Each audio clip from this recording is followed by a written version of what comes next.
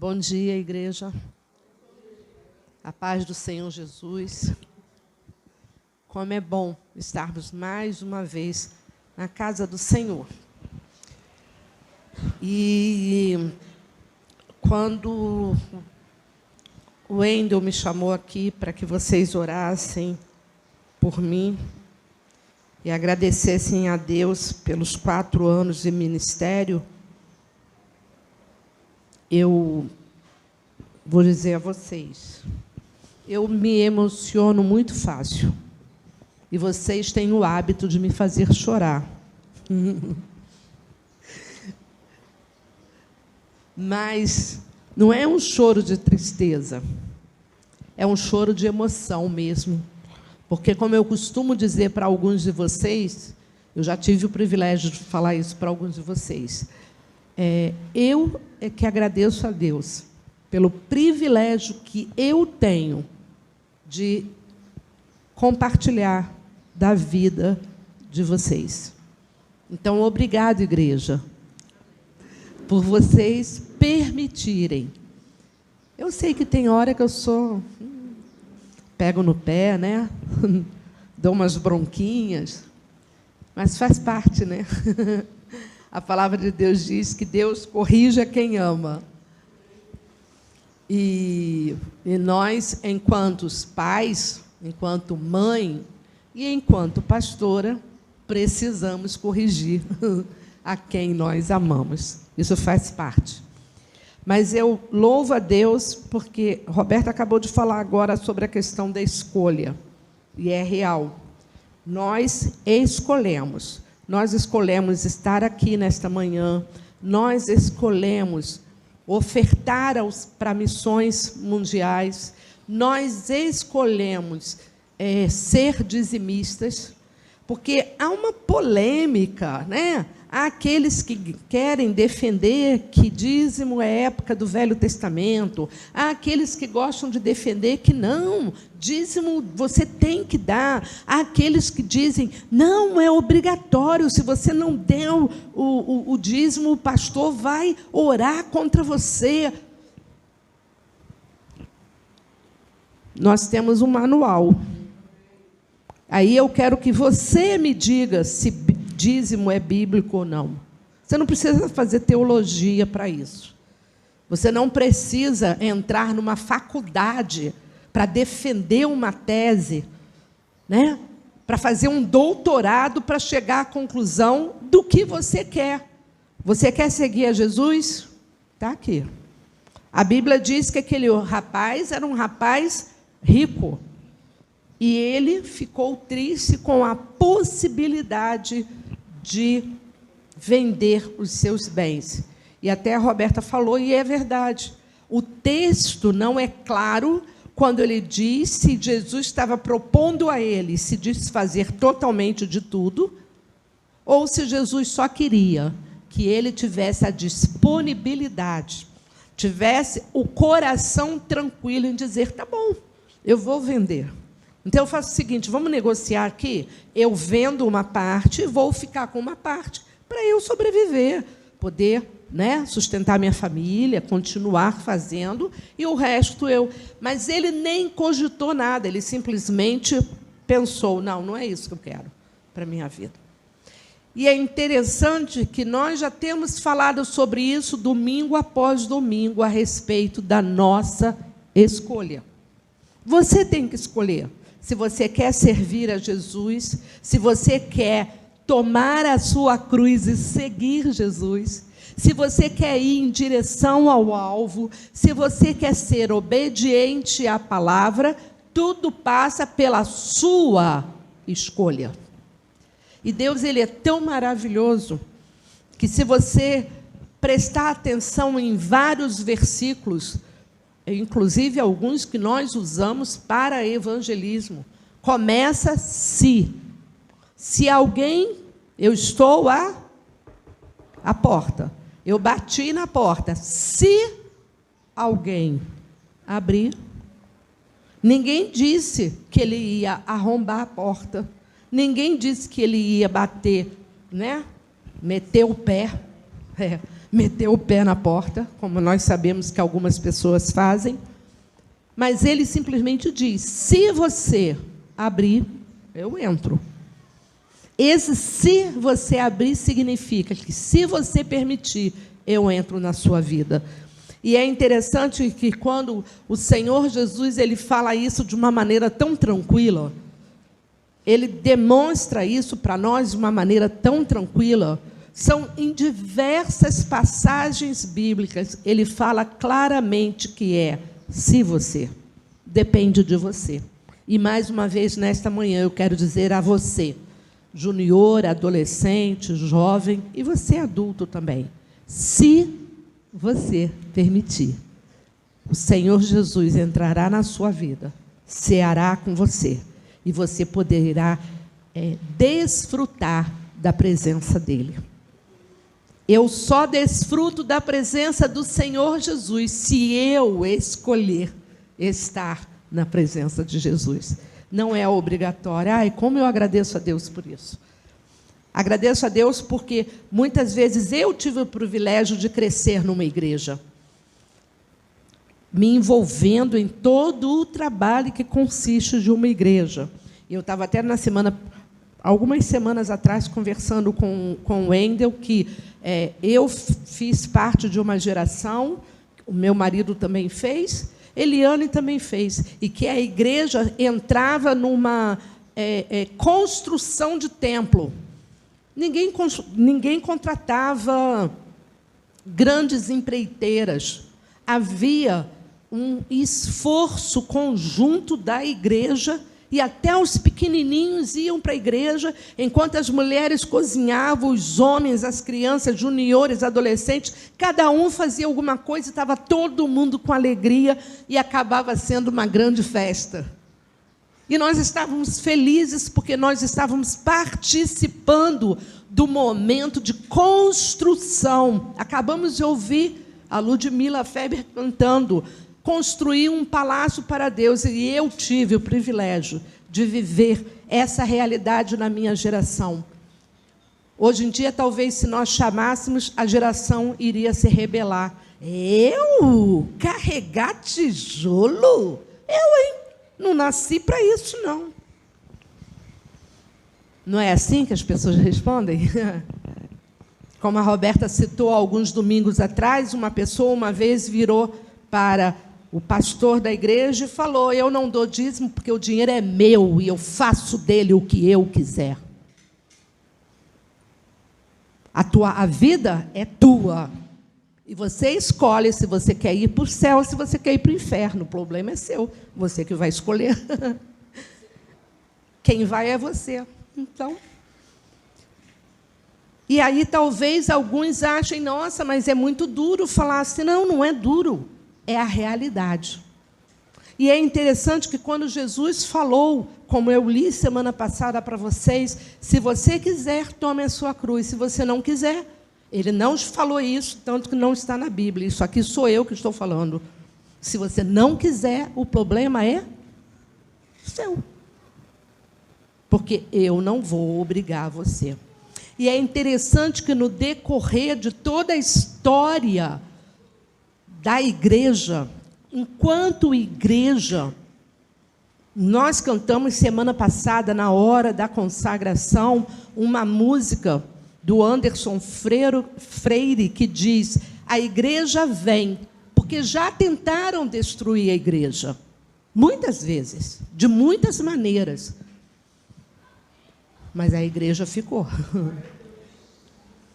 E a igreja hoje pode ser tentada a ser destruída de novo, mas a igreja vai ficar até o dia que o Senhor Jesus virá e levará a sua igreja.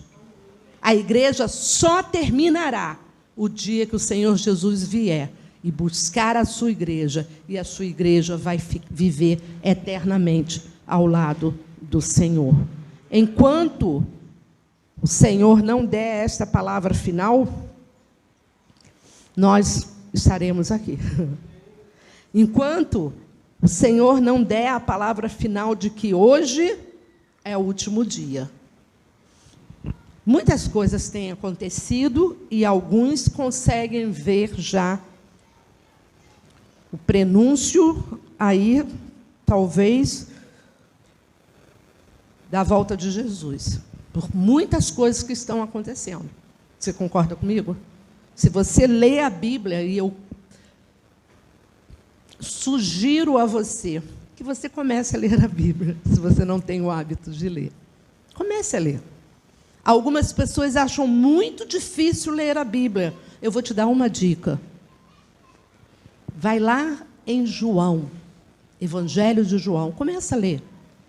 O capítulo é muito grande, lê metade do capítulo num dia, depois lê a outra metade. Eu só quero dizer a você que quando nós começamos no propósito de ler a Bíblia, a princípio a gente começa lendo um pouquinho ali, um pouquinho aqui, e de repente você vai ver que num dia você lê 3, 4, 5 capítulos, porque faz parte da sua rotina. E você começa a ter tanto prazer de ler a palavra que você não vai ficar contando o tempo que você vai ler a palavra.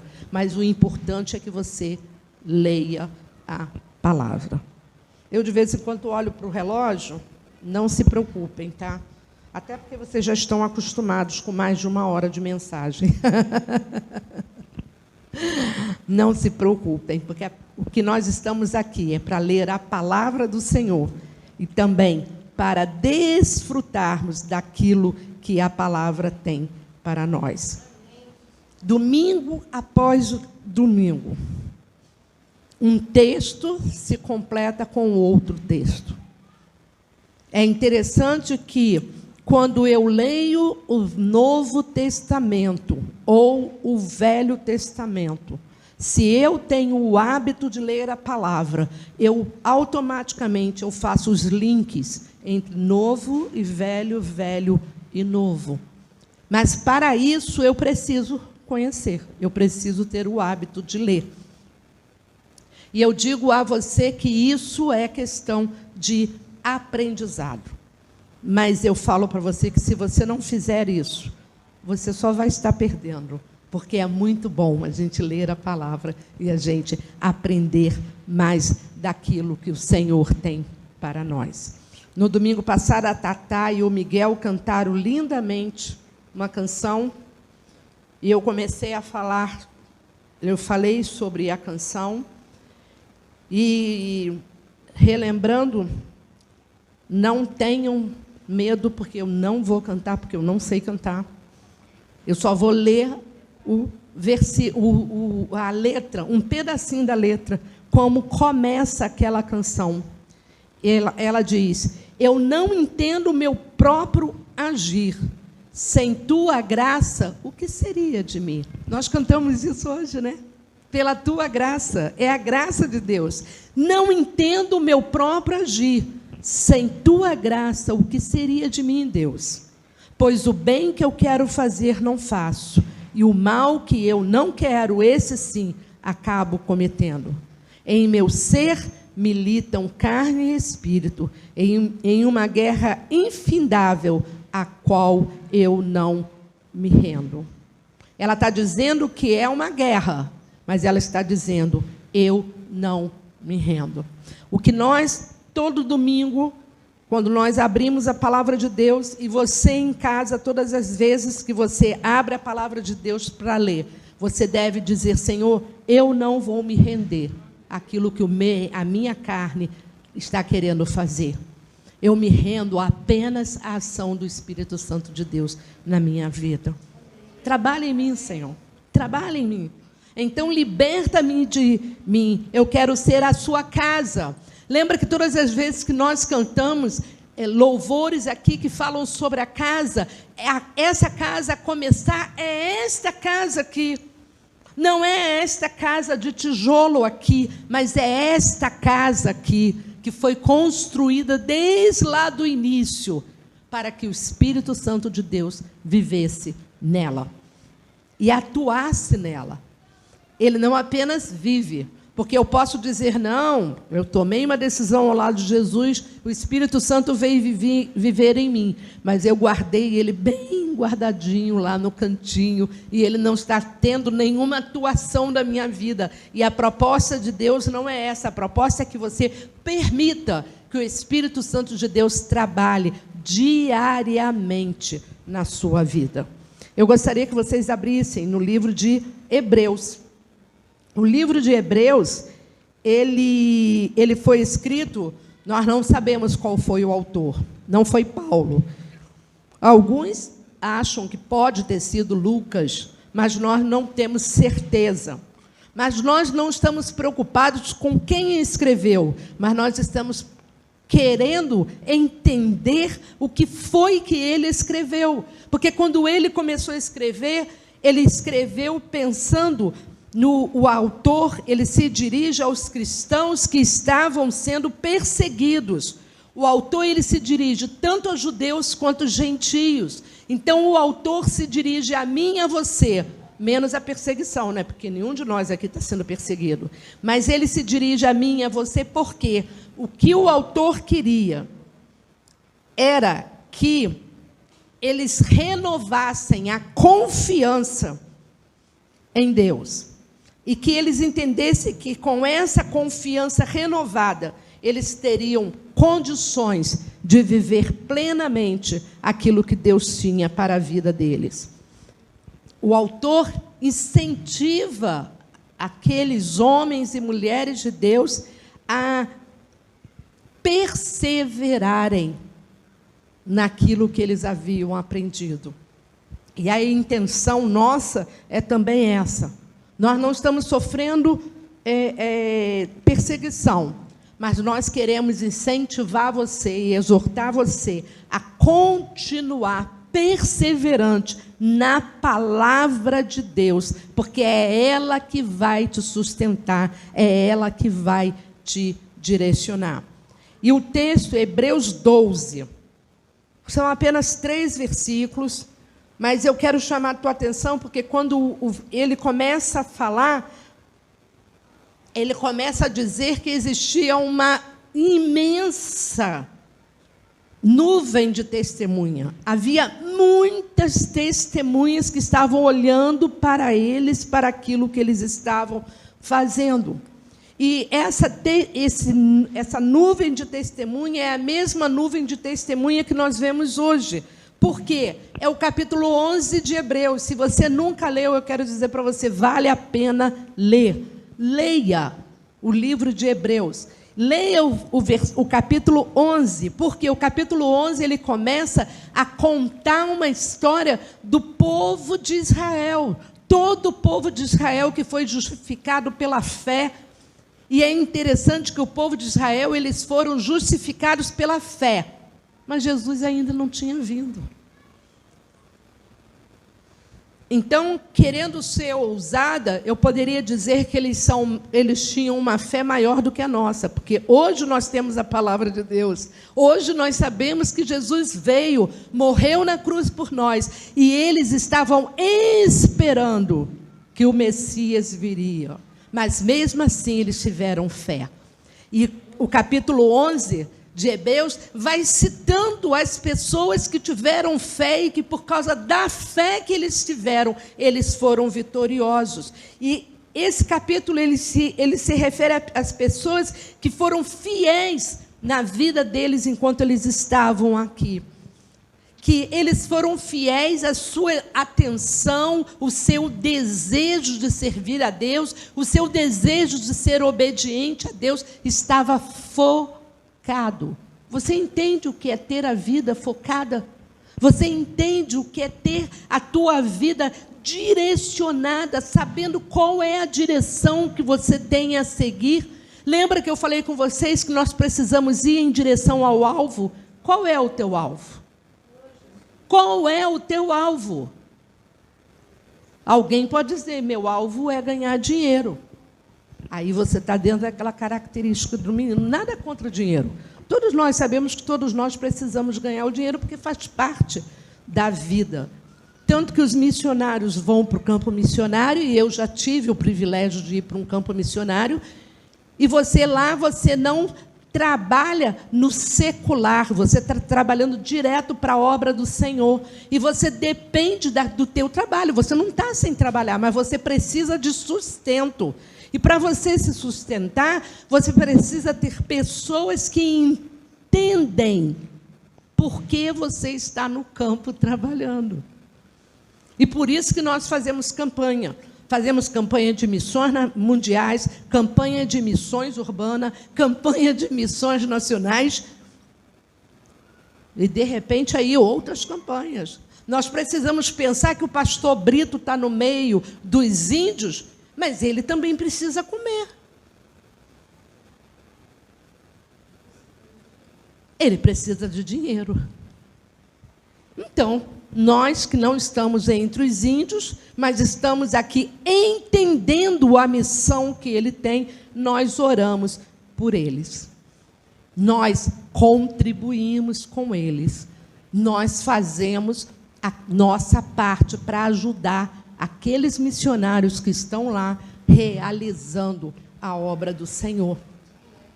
O povo que o capítulo 11 de Hebreus se refere era um povo que eles não tinham sido alcançados pela graça como nós somos, como nós temos, mas mesmo assim, eles estavam olhando para a carreira proposta a eles, era uma carreira de fé. E eles olharam essa carreira de fé com tamanha valentia e despreendimento. Eles foram encorajados pelo testemunho de outros, como hoje nós somos encorajados pelo testemunho daqueles que estão firmes na fé, firmes na palavra, firmes nos propósitos. Você está entendendo ou você está em algum outro lugar que não seja aqui? Você está entendendo a palavra que eu estou dando a vocês?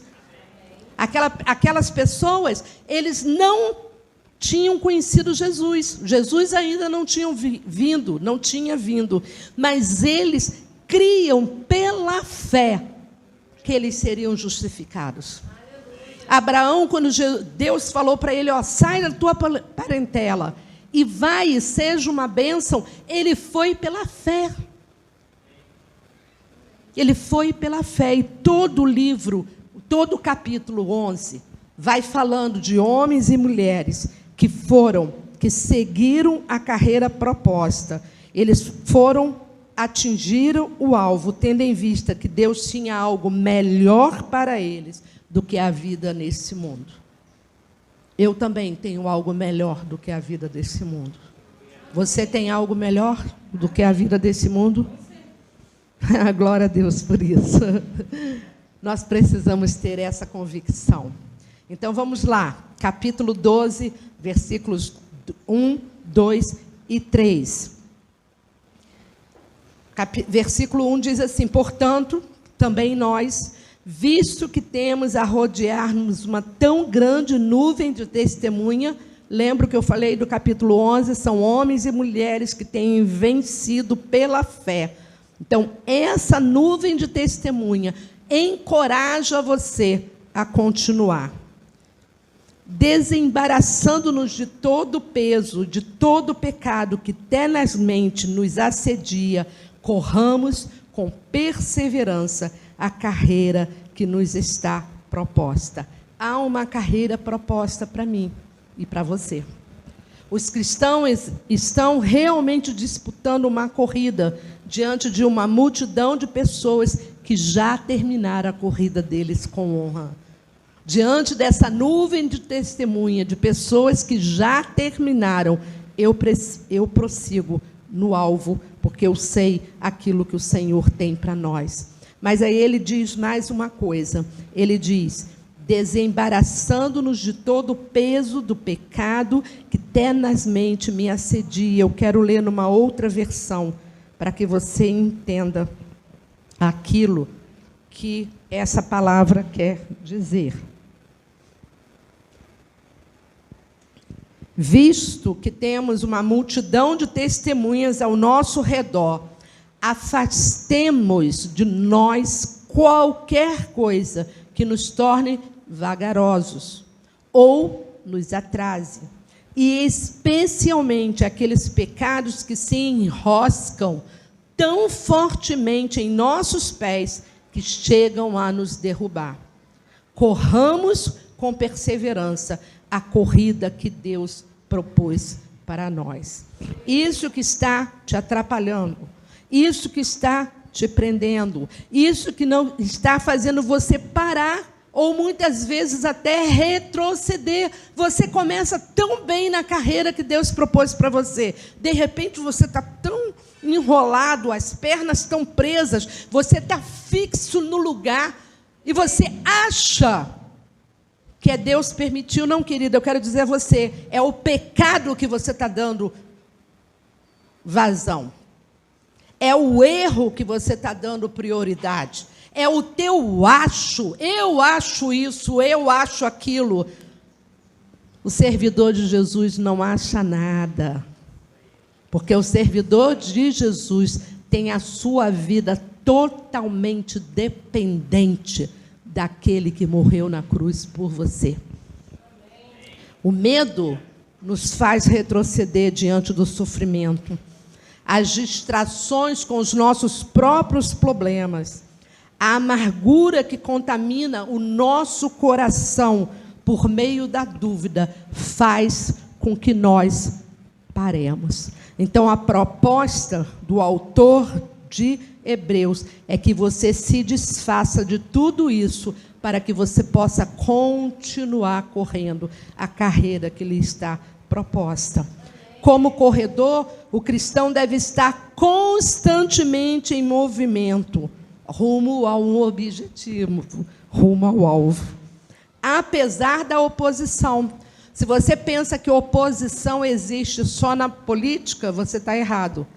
A oposição demoníaca e maligna, vinda de Satanás, ela é constante sobre a vida do cristão.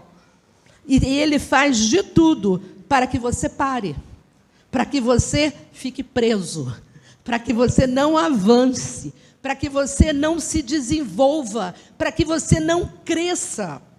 Lembra o que nós temos falado?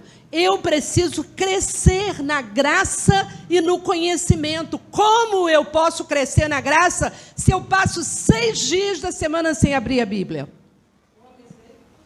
Como eu vou crescer se eu não falo com o meu Pai?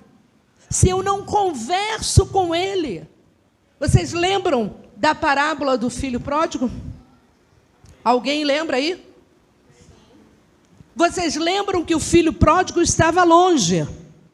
E ele longe, ele caiu em si e falou, não, lá com o meu pai eu vou ter o que eu preciso. E ele fez o quê? Retornou. Mas existia o irmão que estava dentro de casa. Ele estava dentro de casa. Mas ele estava longe do pai. Porque ele não aproveitava, ele não usufruía daquilo que o pai podia dar para ele. O pai estava lá e ele também estava, os dois no mesmo ambiente, mas ele não se relacionava. Há pessoas que são assim, eles vêm em direção ao endereço da igreja, entram na casa do pai, mas ele não se relaciona com o pai. Se ele não se relaciona com o pai, como é que ele vai usufruir e aproveitar da presença do pai? Como ele vai aproveitar aquilo que o pai tem para ele?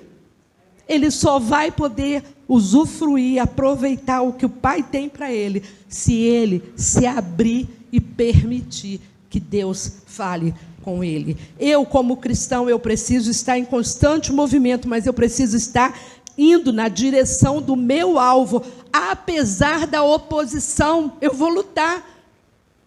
Eu sou um guerreiro de Deus. A oposição vem contra mim, mas eu não ligo, porque eu estou indo em direção ao alvo. Eu tenho um objetivo. Você tem um objetivo, querido? Você está indo em direção ao alvo, que é Jesus? Então vá, continue, não pare. Não deixe que as coisas do mundo amarrem você. Não deixem que o pecado e o peso deste mundo prenda você, para que você fique fora daquilo que Deus tem para você. Eu preciso ir adiante. Para isso, exige um esforço diligente. Para isso, preciso que eu tenha resistência. Muitas vezes, quando a gente usa a palavra resistência, as pessoas só lembram de resistência, né? Há uma guerra na Ucrânia, mas deve ter uma resistência lá. Então, são aqueles que lutam contra o sistema. Há uma resistência aqui no Brasil, porque tem algumas pessoas, se existe, né? Não sei, que luta contra o sistema. Mas o que a palavra de Deus diz é que você precisa ter resistência ao sistema que está fora da palavra de Deus. Tudo aquilo que se levanta contra a palavra de Deus, eu preciso resistir. Mas, para isso, eu preciso ser uma pessoa disciplinada. Vocês lembram que o nosso pastor falava que só quem tem rotina é quem é adulto, é quem é maduro, é quem é sério. Criança não tem rotina, ele segue a rotina que a mãe coloca para ela, porque ela ainda não tem poder de decisão. Por isso que eu, enquanto filho de Deus, eu nasci de novo, eu sou criança, mas eu preciso crescer na graça e no conhecimento para que eu chegue ao ponto de entender aquilo que Deus tem para mim. Nós já lemos esse texto de Filipenses 3, de 8 a 12. Há 2 domingos atrás eu li esse texto. E nesse texto ele fala sobre seguir em frente. O alvo. Eu preciso alcançar o alvo. Eu preciso saber aquilo que Deus tem para mim. Aí o versículo 2 diz assim: mas como é que eu vou seguir? Como é que eu vou cumprir a carreira que me foi proposta? Olha o que o versículo 2 diz: olhando firmemente para o autor e consumador da fé, Jesus, o qual, em troca de alegria que lhe estava proposta, suportou a cruz, não fazendo caso de ignomínia, está assentado à destra do reino de Deus. E aí, na outra versão, diz assim: mantenham, manter, gente, mantenham o olhar firme em Jesus, o autor e consumador da nossa fé. Ele esteve pronto a padecer uma morte vergonhosa na cruz, por causa da alegria que sabia que teria depois, e agora está sentado à destra, à direita do trono de Deus. Glória a Deus. Você consegue agradecer a Deus? Consegue agradecer a Jesus por isso? Ele morreu na cruz por mim e por você, mas Ele ressuscitou, e hoje Ele está vivo, morando à destra de Deus. Por que que Ele é? Oh, Jesus. Ele é o consumador da nossa fé. Consumador é aquele que termina, é aquele que conclui. Ele concluiu porque Ele foi o único que completou o plano eterno de Deus para a salvação. Alguém abra aí Apocalipse 1:5 e leia bem alto. Só Jesus, Ele foi o único sacrifício que foi suficiente para nos dar vida e vida com Deus. 1:5. Pode ler na sua versão.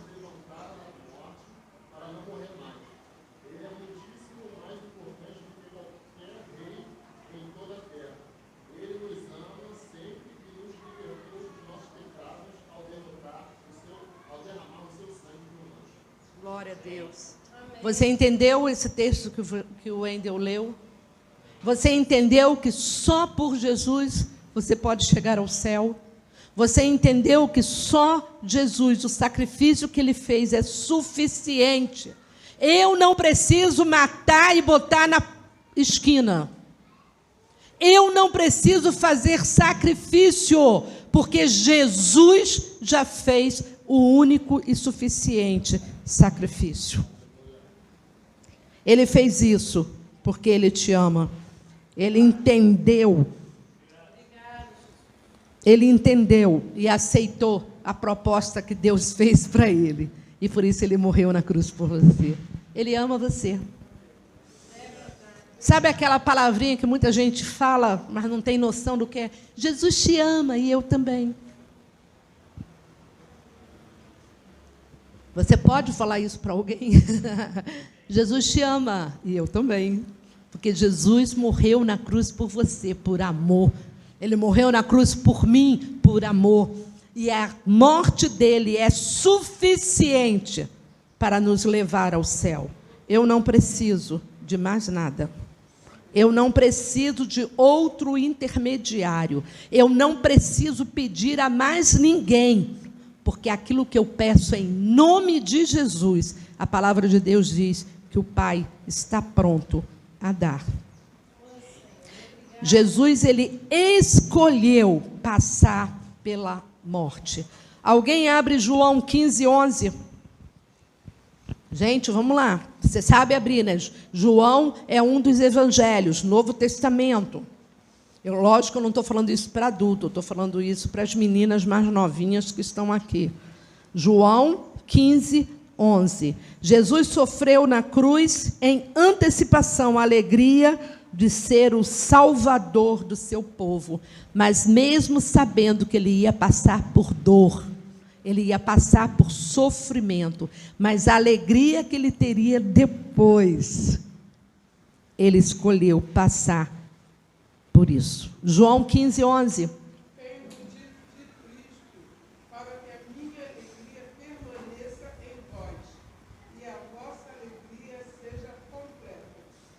Glória a Deus. Você pode ter alegria? Amém.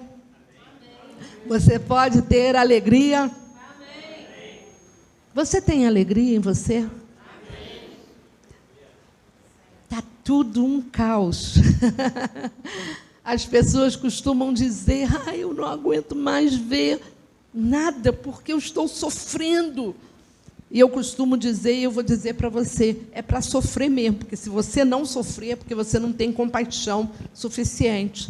Mas você não precisa viver no sofrimento, porque Jesus é a nossa alegria. Jesus é exemplo supremo de perseverança. Ele é o consumador da nossa fé. Glória a Deus. Sem Ele, nada podemos fazer. Em consequência da sua obediência e da sua fidelidade, Ele está agora sentado à destra do Pai.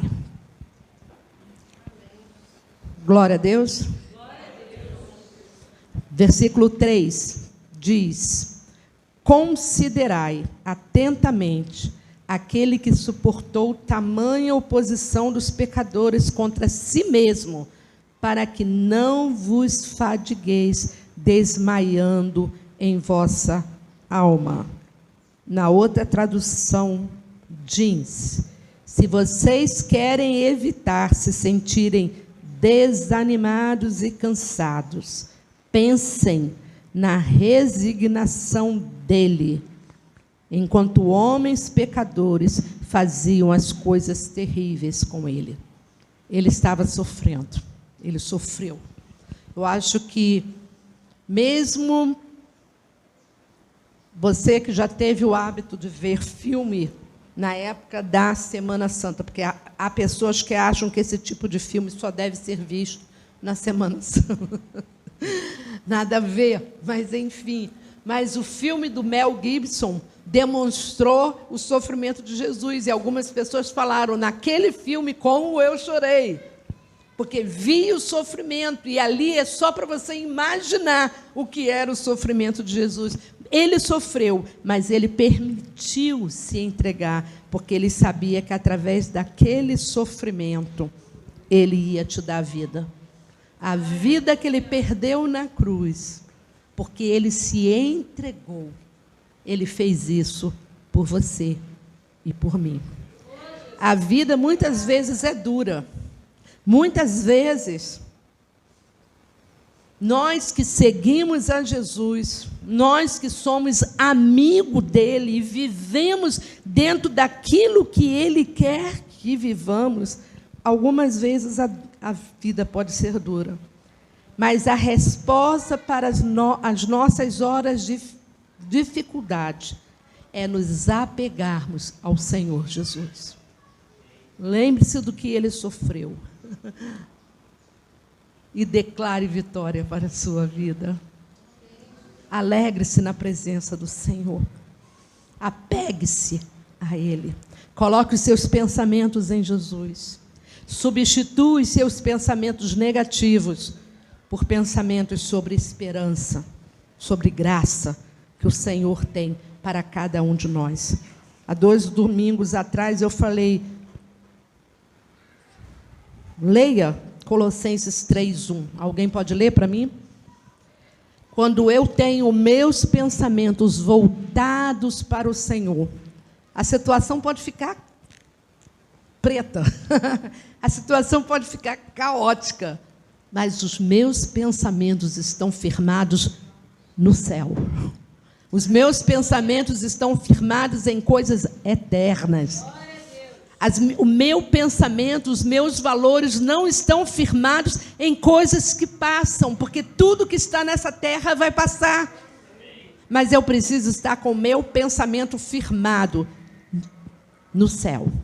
Coisas eternas, valores eternos, princípios que vão cada dia mais me levar a atingir o alvo, porque eu preciso seguir a carreira que foi proposta para mim. Alguém lê?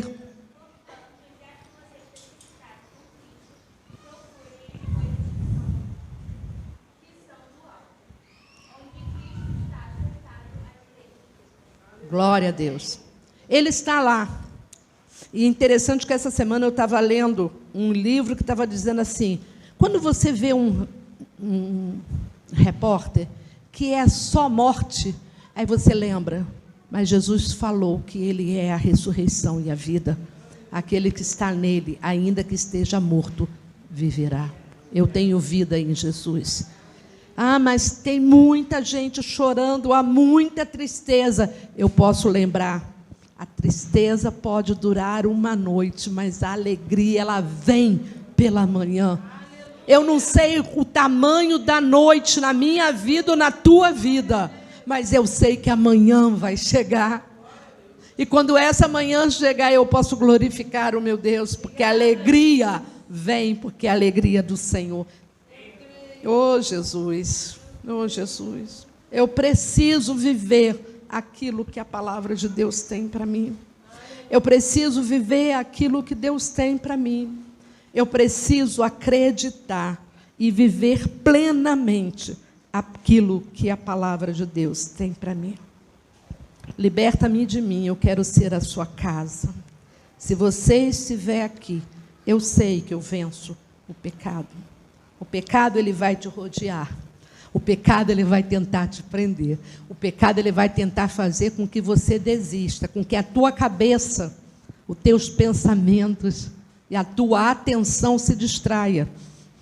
Aí você está aqui, mas só o físico, porque a cabeça está lá, não sei aonde. Os pensamentos estão não sei aonde. Mas a palavra de Deus te exorta a buscar. Puxa o pensamento de volta. E vai aonde? Pode ir voltando. Vem para cá.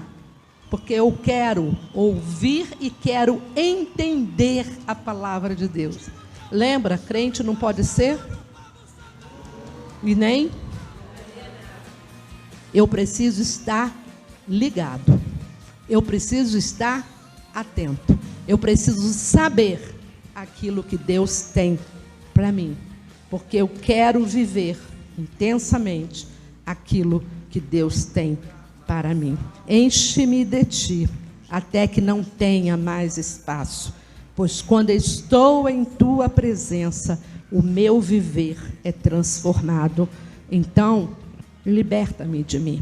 Eu quero ser a sua casa, porque se você estiver aqui, eu sei que eu venço o pecado. somente com Jesus, somente por Jesus e somente para Jesus, eu preciso continuar seguindo e seguindo em frente. Você quer viver uma vida com Deus intensamente?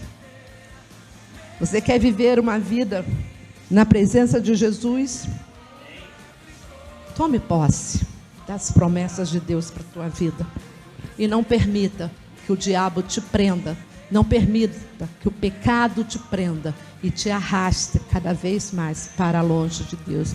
Mas corra na direção daquele que pode te dar vida e vida em abundância. Aí você pode falar, não, mas tudo bem, eu já tomei uma decisão ao lado de Jesus, eu já sei o que eu quero. Mas a proposta da palavra de Deus é que você viva diariamente, na presença de Deus, usufruindo, aproveitando daquilo que Deus tem para você. Você quer isso para a tua vida? Abaixa a tua cabeça. Abaixa a tua cabeça e peça ao Senhor para fazer essa diferença na tua vida. Peça ao Senhor, Senhor, eu quero experimentar isso. As pessoas falam, mas eu não sei o que é isso que eles estão falando. Mas eu quero experimentar. Eu quero viver aquilo que o Senhor tem para a minha vida.